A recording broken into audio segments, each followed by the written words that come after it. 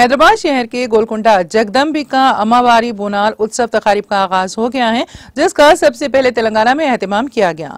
लंगर house चौराहे पर मुनक़िदा बोनाल तकारीब में रियासती वज़रा कोंडा सुरेखा, पूनम प्रभाकर, स्पीकर गडम प्रसाद, रुकन assembly Danam Nagender, Chinnareddy and Vijayalakshmi deputy mayors ने देवी को रेशमी कपड़ों का नजराना पेश किया और बोनाल तकारीब का आगाज किया। इस मौके पर चेयरमैन कांता अरविंद इंचार्ज बाबू की क़यादत में बोनाल जुलूस लंगर हाउस चौराहे से शुरू हुआ।